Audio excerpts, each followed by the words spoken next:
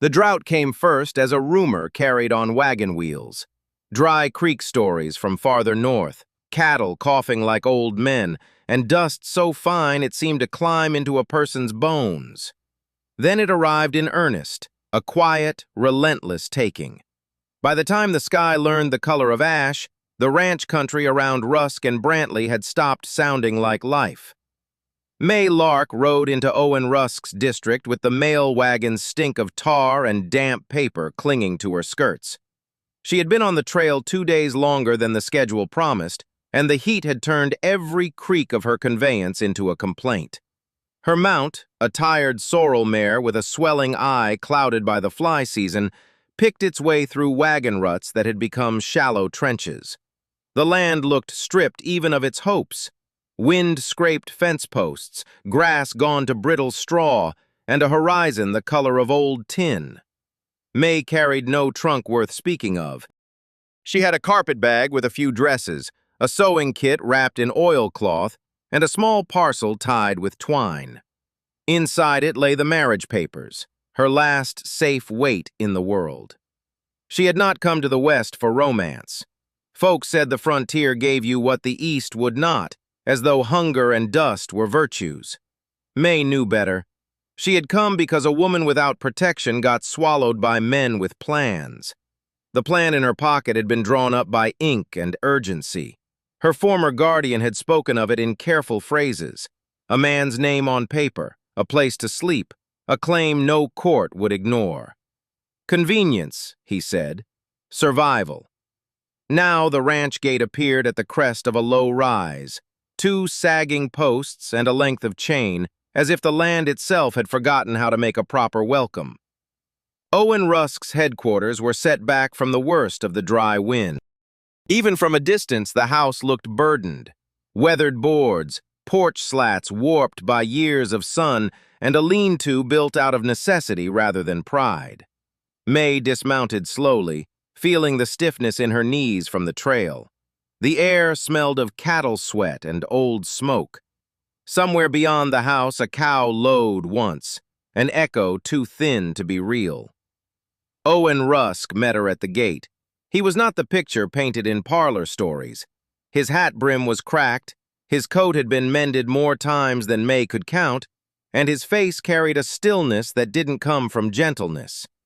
He looked like a man carved out of tasks, branding, loading, breaking ice that wouldn't break, burying stock that should have survived. Yet when he lifted his gaze, his eyes found her with a directness that felt like heat. "Ma'am," he said, voice roughened by wind and tobacco, "you're the bride from Marrow Creek." Mae held the reins tighter, then forced herself to breathe. "They told me I'd meet you at the ranch." "I am Owen Rusk." He said it the way some men said a verdict, not cruel, just final. Mae unfastened the twine parcel from her satchel and drew out the papers. The ink had blotted slightly where her fingers had sweated through the twine. "I'm Mae Lark." For a moment, Owen didn't reach for the sheet. He stared past it as if he could read her by the dryness in her voice. Then he came forward, his boot heels crunching on grit. He took the papers between 2 hands with calluses, the fingers careful despite their strength. His thumb moved along the seals. "You came without a family." Mae kept her chin level. "Most folk I knew stayed east of the river. The wagon master said the drought would make men move less, and it seemed true." Owen's mouth tightened. "Drought makes a man meaner. It makes a woman invisible, too." The words were not meant as a compliment, Mae could tell. They carried the weight of experience. When Owen finally looked up, his gaze stayed on her face longer than politeness required. "You understand what this marriage is." "I understand what it's for." Mae did not add that she had chosen her understanding deliberately. She had learned young that revealing too much invited cruelty. Owen folded the paper once, then tucked it into the inside pocket of his coat. "Then come in. We can be formal later." Mae followed him through the gate, past a corral that showed the marks of desperate work. Tracks circled and recircled where hooves had dragged for water. A trough lay empty, its rim scraped by 1,000 desperate noses. The house's front room was swept but bare. A hearth sat cold despite the late-day chill. On the wall hung a crude tally of feed sacks, dates written in a hand that had been steady until it wasn't. Mae watched Owen move as if the land's emptiness had trained him to conserve motion. He poured coffee with a measured economy. The kettle clinked, then went quiet. Outside, wind worried the shutters like a stray dog. "You'll need a room," Owen said. "There's one off the kitchen. It's been cleaned. I haven't had any call to bring company in." Mae accepted the cup. "I won't ask for much." "That's a poor start for a life," Owen replied, and he looked at her as though he meant to take back the words and could not. "Out here, wanting too little is how trouble wins." Mae sipped. The coffee tasted burnt and bitter, like something made from old patience. Owen turned away toward the stove, then stopped. He hesitated as if he'd heard a footstep inside the house and found only silence. "There's a clause in those papers," he said suddenly. Mae's stomach tightened. "A clause?" Owen drew the marriage sheet from his pocket and with a finger pointed to a line Mae had read too quickly when the clerk spoke of it like legal weather, inevitable and unchangeable. The language was formal, old-fashioned, inked in a way that pretended it had no emotion. "It says," Owen began, "the marriage binds not only your name, but also the brand registered under your husband's contract." Mae frowned. "Under my husband's contract?" Owen nodded once. "The man who signed your paper, Brantley's agent, left a list of assets. He attached the brand used on Rusk cattle to the marriage itself. It means your claim becomes lawful only if the brand is recognized." Mae stared at the ink. She had expected to be property, but not to be a key. "You mean," she said slowly, "my marriage proves something about the cattle?" "I mean it proves something about the ranch ledger," Owen corrected, "and about what Brantley tried to hide." Mae felt the floor tilt. Brantley's name had been mentioned in her correspondence like a distant storm. Her guardian had spoken of the old debts as if they were chores rather than graves. Owen's jaw worked. Rusk and Brantley stopped making sense 3 years back. The papers were messy. The books were wrong. Then Brantley died, and everyone acted as though death cleaned the ink. Mae held her cup with both hands to keep from trembling.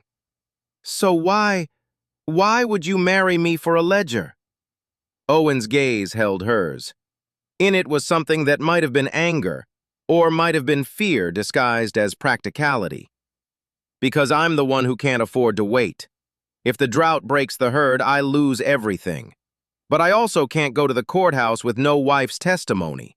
A man can lie. A woman can't, not where I'm from." Mae almost laughed, but it stuck behind her teeth. "I've been lied about plenty." "I know." Owen's voice lowered. "So I'm trying to keep you from becoming part of someone else's lie." He reached across the table and tapped the line in the paper. "This marriage makes you the lawful holder of a brand. It makes you witness to what I find." Mae looked at the ink again. She hadn't known her life would be a tool in someone else's hunt. "Then I should be told the truth," she said. Owen's eyes flicked toward the window where the wind turned the dust into a curtain. "The truth is a dangerous thing to say out loud." That evening, the storm came like a delayed punishment. Clouds dragged themselves low across the sky, bruised and heavy, and the wind shifted. Mae watched Owen work outside the house while thunder rolled in the distance.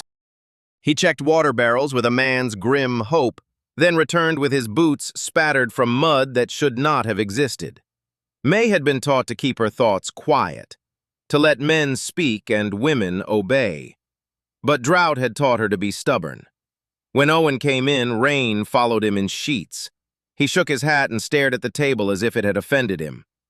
"You can sleep in the kitchen room," he said. Then, softer, "If you're afraid, you can lock the door." Mae did not ask what he had done before her. She asked something else.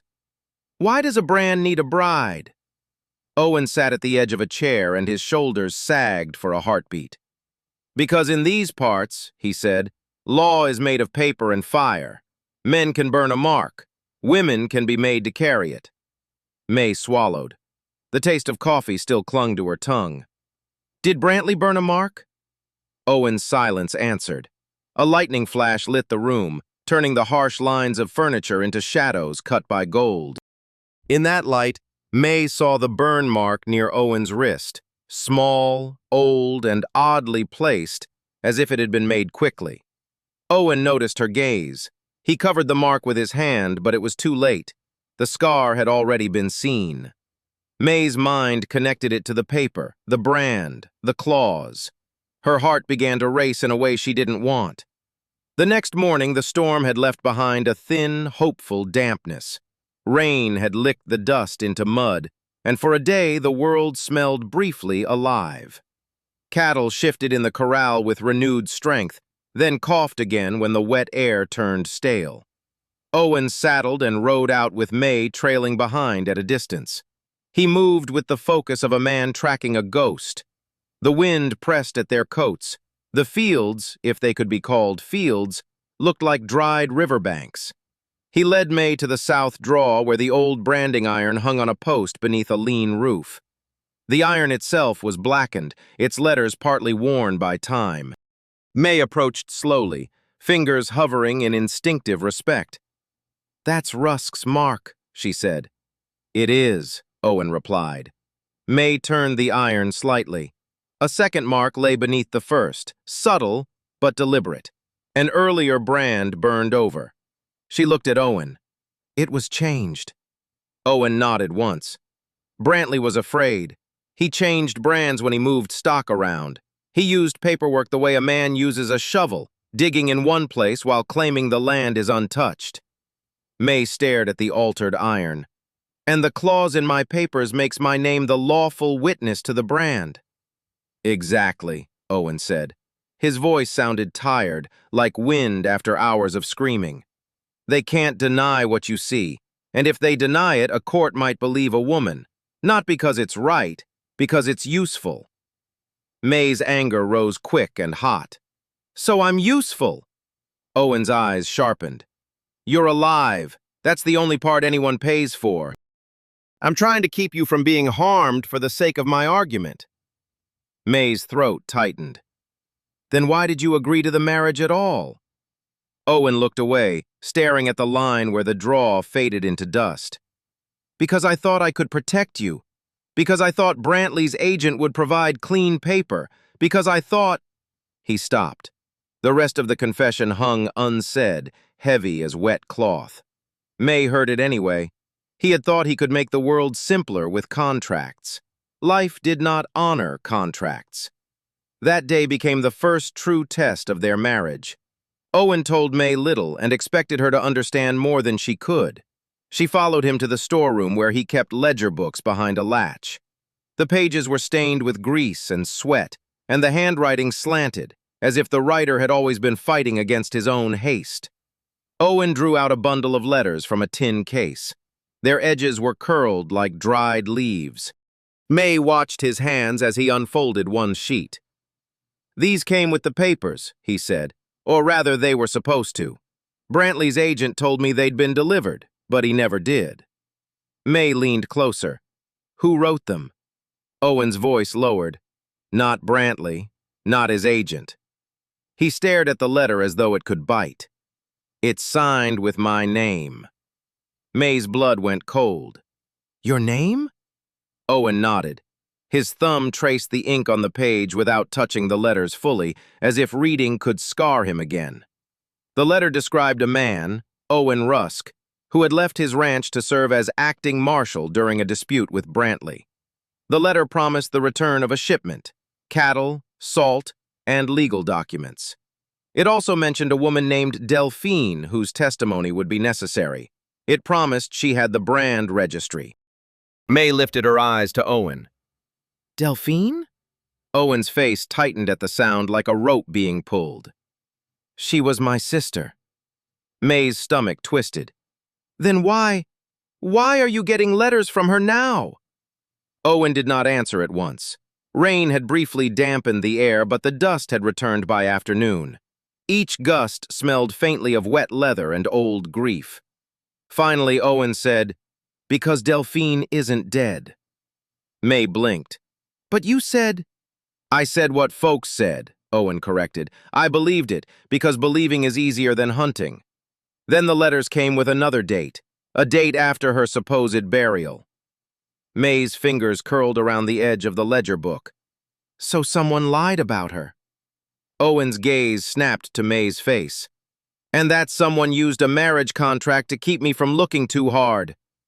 Mae felt the twist settle into her bones. She had been brought west to be witness, but also to be cover. Her marriage papers were not just a legal tool, they were a leash. Mae's quiet questions grew into a storm of their own. Where is she now? Owen hesitated. On a ranch south of here. I've seen her once, from a distance when I wasn't looking for a bride. When the drought first started, I rode out to check a rumor. I thought I'd find bones. I found boots instead. Mae's heart thudded. And you didn't tell me. I didn't know what would happen to you if you heard it, Owen replied. I didn't know who sent you. I still don't. Mae stood back.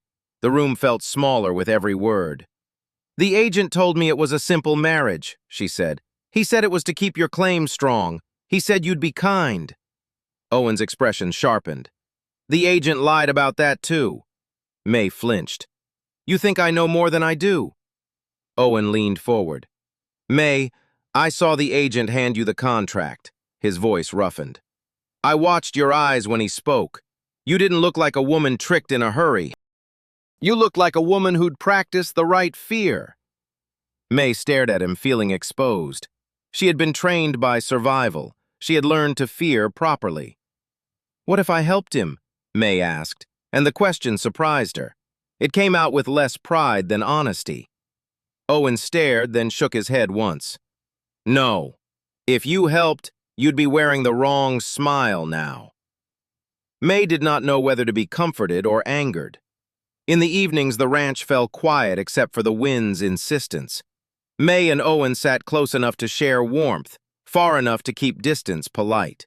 They took meals by lamplight, chewing with the careful restraint of people who feared their own hunger.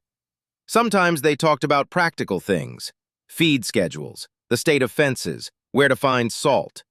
Sometimes Mae spoke of small things from her life before the ranch, how she had learned to stitch in a room without windows, how her fingers had once smelled of ink instead of leather. Owen listened as if those details mattered. That was the strange part. His coldness made room for tenderness. It wasn't loud, it wasn't constant, but it was there. One night when the storm rolled again, thunder thick as drums, Mae rose and moved to Owen's side without asking permission. His face had gone pale in the firelight, sweat beading along his brow. Are you ill? She asked. Owen's eyes were fixed on the hearth as if he could stare the heat into making decisions. Old bruises, he said, from when I rode too hard last winter.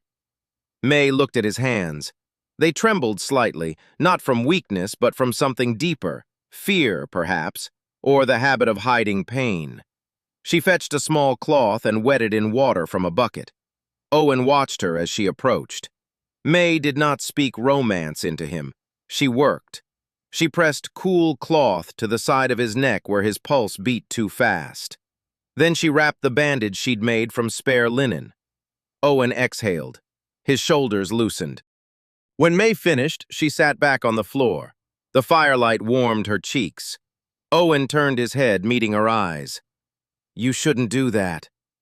Mae raised an eyebrow. And yet I am. His mouth twitched, almost a smile. You're a stubborn woman. Mae felt her chest tighten at the words. So are you. Owen's gaze softened in a way he probably didn't intend. Then his voice dropped. Mae, there is something I need to tell you before you decide you hate me. She waited. Owen reached into his coat and withdrew a second document, thin paper already creased from handling. He placed it on his knee, then held it out. Mae read the top line. A certificate of marriage between Delphine Rusk and a man named Hollis Brandt. Her breath caught. That's not... Owen nodded. It's why Delphine couldn't testify in the ledger dispute. The law said she was no longer a Rusk. Mae looked at the certificate again. So Brantley made her marry someone to remove her claim. Owen's eyes had turned hard. He did, and he used the marriage contract to keep my sister from appearing in court. Mae swallowed. Then your plan is to bring her back into the open, Owen said, voice low. To use your marriage deed clause to prove the brand registry without letting Brantley's paper survive the daylight. Mae's hands curled into her skirts. You brought me west to act like a key, but the lock is my life. Owen's face tightened. I didn't want you to be hurt. Mae stared at him, the fire crackling between them. You were too late to choose that. The argument that followed was not loud. It was worse than loud. It was quiet, full of long pauses where each person tried to measure the other's pain. Owen admitted that he had seen Delphine's trail again and again. He had kept it secret because he believed the man who brought Mae carried more than a contract. He believed that man carried a threat. Mae admitted that when she arrived, she had not been wholly surprised by the drought's cruelty.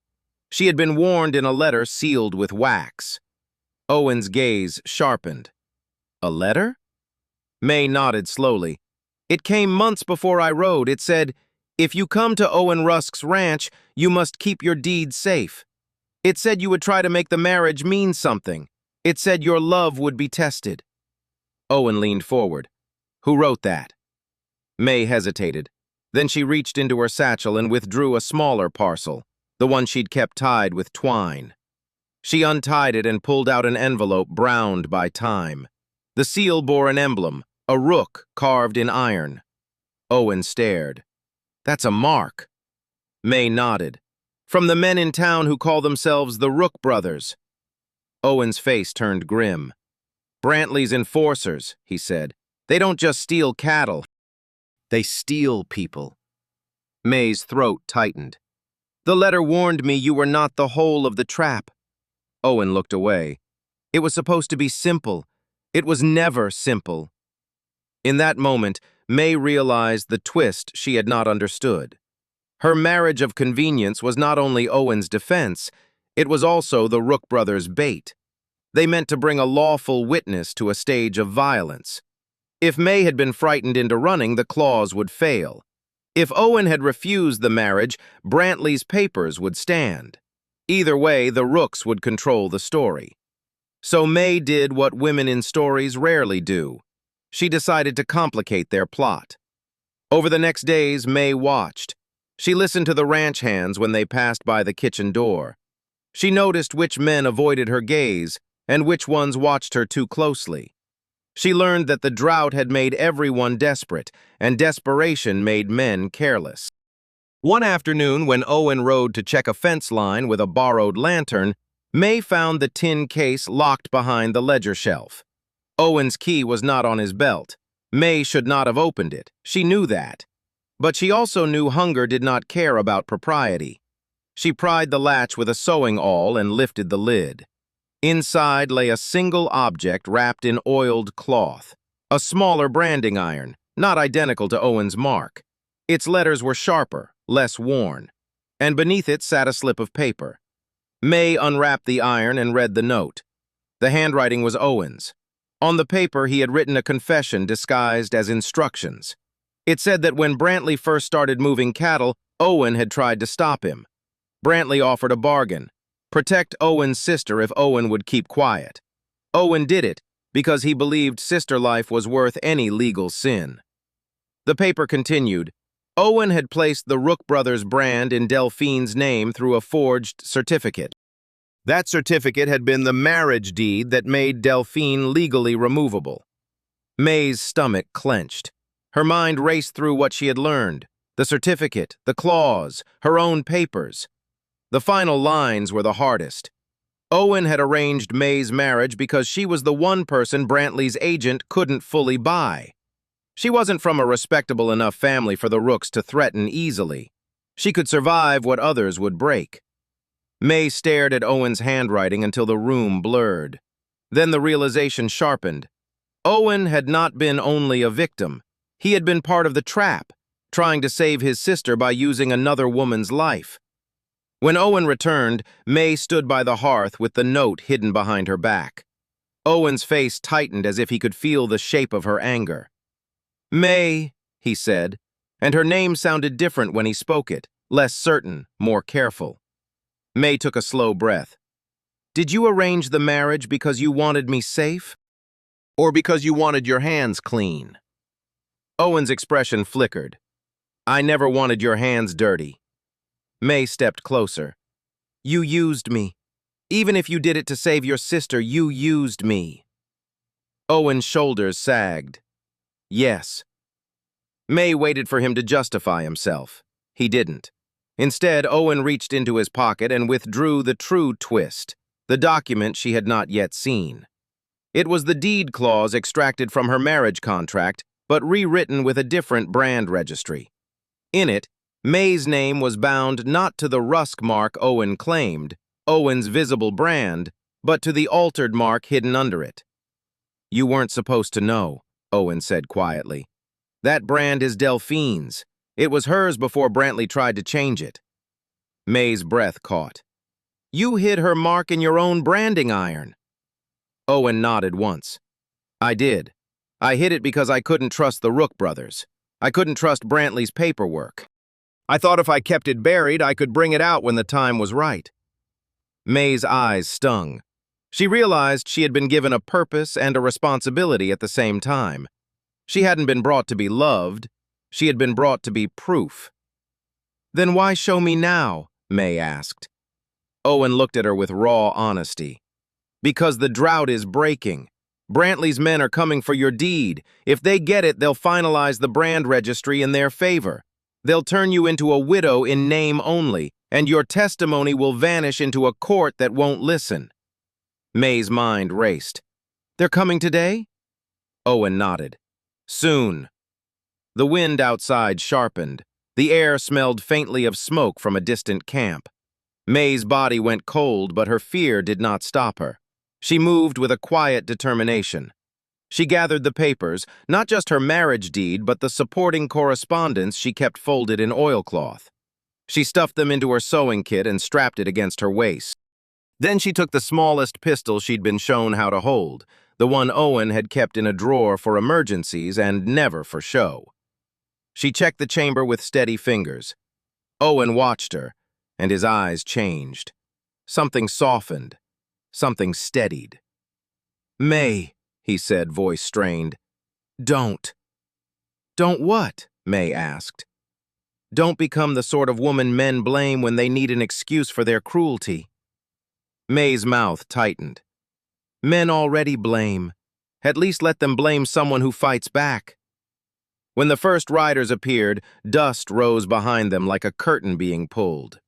Two men in travel-stained coats edged their horses toward the ranch gate without bothering to dismount.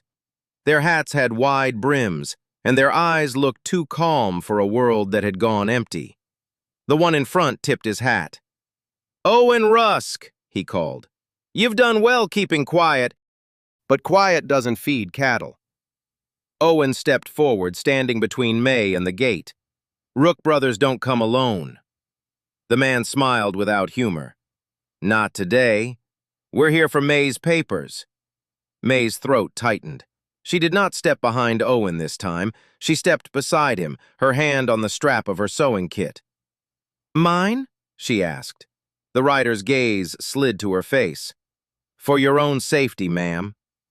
Mae tasted bitterness. "Safety?" The second rider leaned forward slightly. "Your contract says you're bound to the brand registry. That brand belongs to the buyer now. We mean to finalize it before the herd becomes carrion." Mae kept her face still. "And if I refuse?" The first man shrugged. "Then you'll be a widow sooner than you planned." Owen's voice turned flat. "She won't be." The men laughed softly, like a sound someone makes when they think they've already won. "Owen," the first rider said, "you're brave in drought weather. But courage is not currency."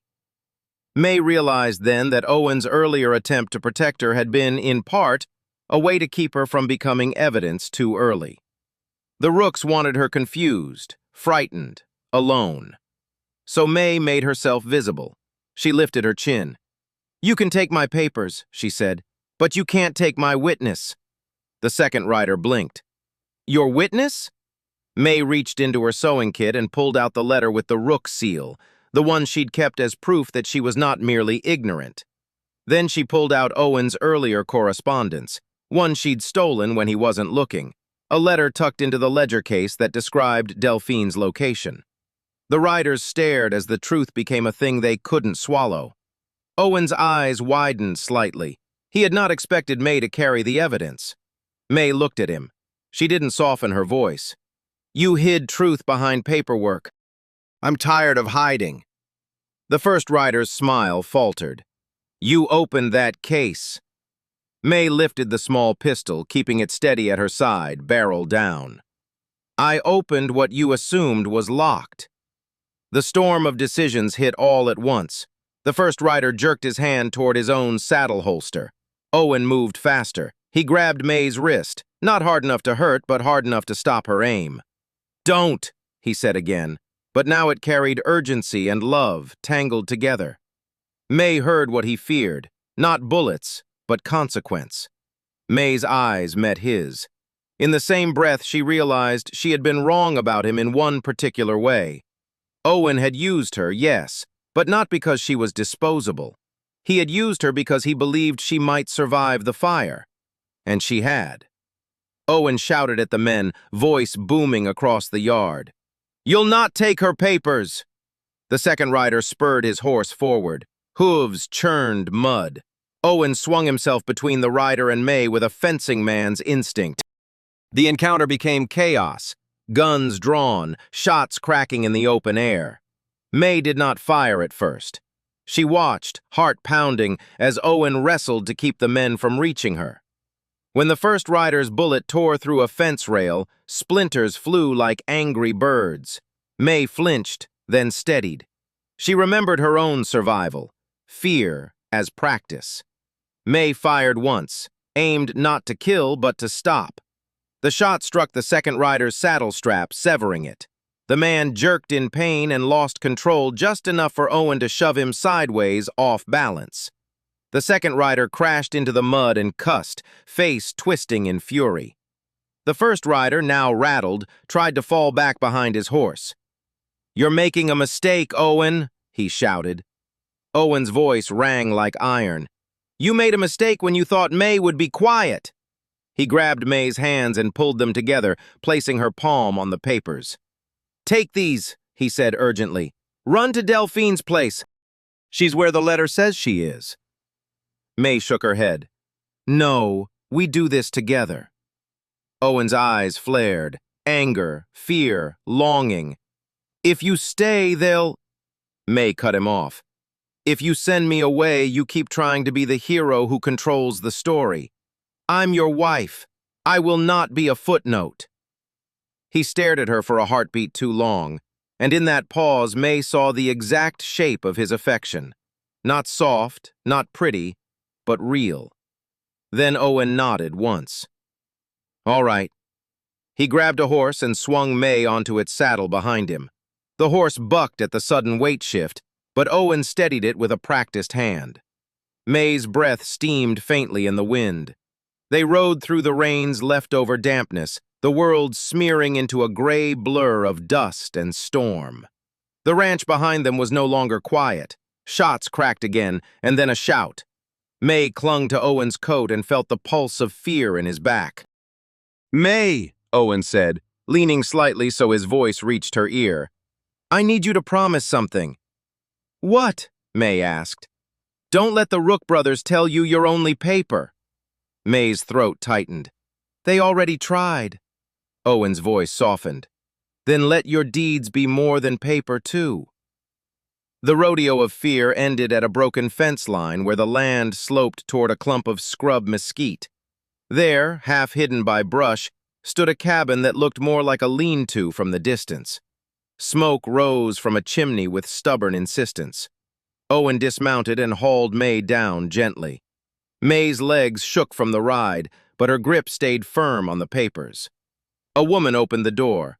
Delphine Rusk stood there, hair pinned back with a strip of cloth, face weathered but eyes sharp as glass. She carried herself with the guarded dignity of someone who had learned to survive men's bargains. Mae's breath caught. "Delphine?" Delphine stared at Mae, and her expression softened just a fraction. "I didn't expect to see you alive." Owen's voice broke slightly. "I came."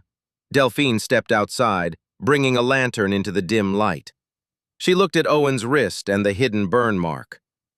"They branded you too," she said. Owen didn't deny it. "They threatened you." Delphine's jaw clenched. "Threats don't stop time." Mae stepped forward, thrusting the marriage deed and supporting papers toward Delphine. "They're coming for my papers, for the brand registry, and for us, both of us." Delphine took the documents with hands that did not tremble. She scanned the clause Mae had once thought was merely legal language. Then Delphine's eyes lifted to Owen. "He told you she would be the witness." Owen swallowed. "I didn't tell her everything." Delphine's gaze slid to Mae. "He used you." Mae held Delphine's stare without flinching. "Yes." "He did." Delphine nodded slowly, as if accepting a hard truth. "Then you have a choice now." Mae's stomach tightened. "A choice?" Delphine pointed to the brand iron mark hidden in Mae's satchel. Mae had carried it after stealing it, wrapping it carefully in cloth. "Your deed binds the altered brand," Delphine said. "If the Rook brothers seize you, you'll be made to deny what you've seen. But if you speak, if you give your statement, then the registry will be overturned." Mae's heart pounded. "I can testify." Delphine nodded. "You can." Owen's eyes darkened with relief and dread. "Then we do it."